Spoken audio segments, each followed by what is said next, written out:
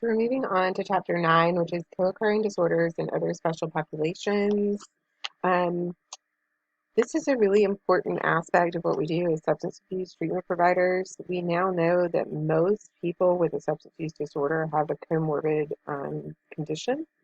And lately, we have done a better job of recognizing that. I know comorbidity with trauma is close to 86%. Substance use and domestic violence is close to that as well. So these other issues that are happening are co-occurring with it. And there's a lot of other diagnoses that clients will have in addition to substance use disorder. Which came first, the chicken or the egg? Well, I'm not necessarily convinced half the time. Usually, a lot of times it could be the mental health, the mental illness, and substance use came after, but it could also be reverse. Substance use first, cause mental illness, right? You can't go on and on and on using substances and not develop other issues. So it's really important that we understand the history. In 1994, the Center for Substance Abuse Treatment, they started a series of publications, treatment improvement protocols. Do you guys think Dr. Veal likes these? These treatment improvement protocols, these tips. This is number 9. Number 9 talks about in your text here. Assessment and treatment of patients with coexisting mental illness and alcohol and other drug abuse. In that treatment improvement protocol, it talks about the criteria, diagnostic criteria, assessment, psychopharmacology, mental disorders, and the need for linkage between mental health and substance abuse treatment programs. Now, that was number 9, with 42 being published in '05, much more up to date, and then is consistently, I believe, updated with more recent data in those tips. I think, you guys may need to correct me if I'm wrong, I may need to go look that up. The old term was dual diagnosis. We don't use that term anymore. It's co-occurring, and I've been using co-occurring for a long time, but was very confusing for a while. But we need to make sure we use the right terminology. So make sure you use the word co-occurring disorders when you're talking about someone with substance use disorder and another um, co-occurring disorder, such as depression, anxiety, um, schizophrenia, something of that nature. The prevalence of this is pretty high. 39% of people with a substance use disorder in the past year had a co-occurring mental disorder. In contrast, 16% of those who did not have a substance use disorder in the past year had a mental disorder. So the statistics are pretty important when you're trying to determine what's going on with the client. The definition is they have a mental health diagnosis and a substance use disorder.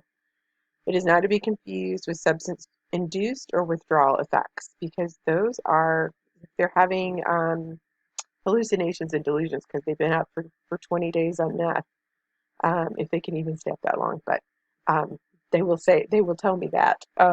That's not the same thing. So just be very careful that they're not having those symptoms as because they're under the influence. Now, what I mentioned just a minute ago, I'm talking about differently. I'm talking about someone over time on substances when they're not high or drunk or having symptoms of a mental health disorder. Sometimes can dissipate when they get in recovery for a while, but certainly people are going to be anxious and depressed based on their chemistry in their brain and what they're doing to themselves. So, which came first, the chicken or the egg? I talk about that a lot. Um, so, I don't have to go over that. I just talked about it. Okay. When we have co-occurring disorders, they have a worse treatment outcome compared to a single diagnosis.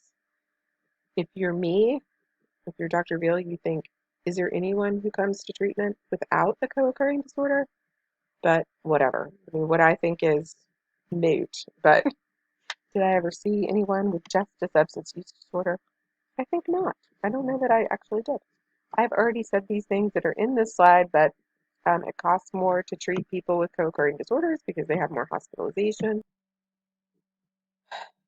So one of the issues is that people do not receive the treatment that they need for everything that's going on. People who have the co-occurring disorders have increased risk for violence, suicide, trauma, child abuse, and criminal involvement.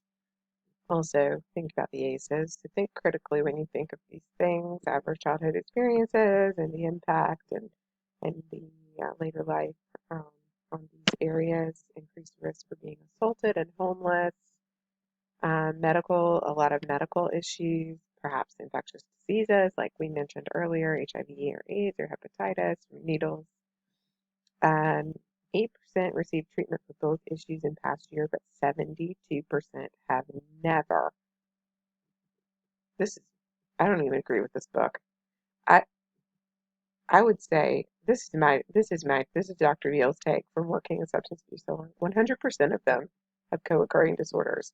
We've done a terrible job of helping people with their other mental health issues, which we all know we have. Everybody at some point's been depressed or anxious or met the criteria for it. So that's a co-occurring issue. But when we're looking at in tunnel vision at just the substance being the problem, which is why I've had you watch TED Talks and had to get you to think more clearly about what's going on.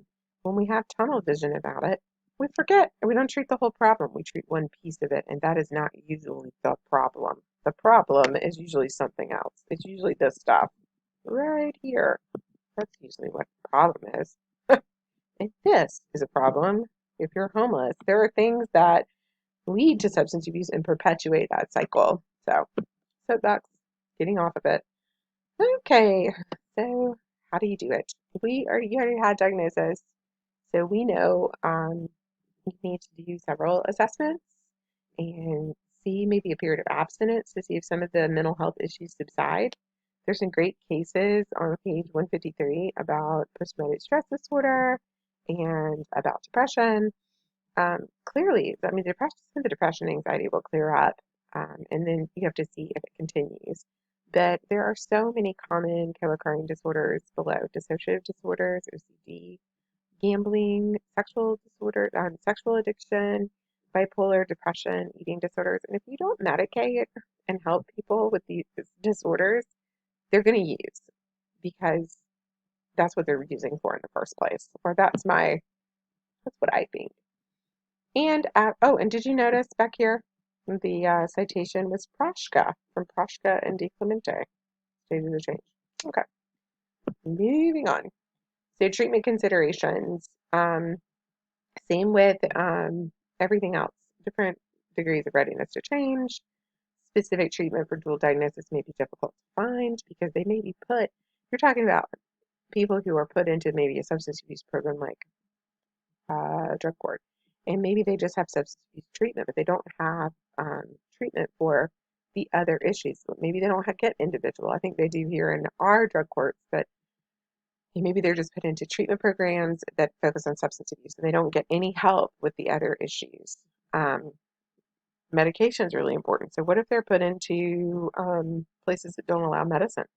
There are multiple intensive inpatient facilities that don't allow meds. They don't have a doctor. They don't have the ability to fill out medication. They can't have it on site. So then people are not treated with medicine when they're in the different places. Um, there can be different treatment providers who are not talking and lack of medication compliance. That's why mental health court is a really great model because it actually gives compliance with meds. And I think it's so needed for people who have a primary mental health disorder. So that would be the determination of whether they would go into, say, felony drug court versus mental health.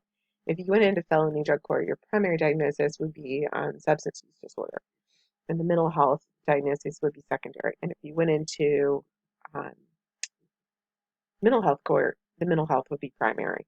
So, check them every So there's different treatment approaches.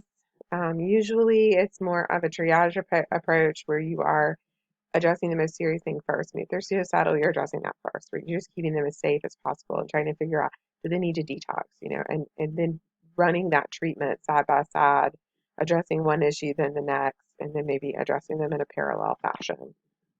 There are phases of treatment um, that are very similar to what we would do with any type of substance abuse treatment. We have the therapeutic relationship, engagement or motivational enhancement, MI, active treatment, which is coping skills, support, group therapy, and then relapse prevention.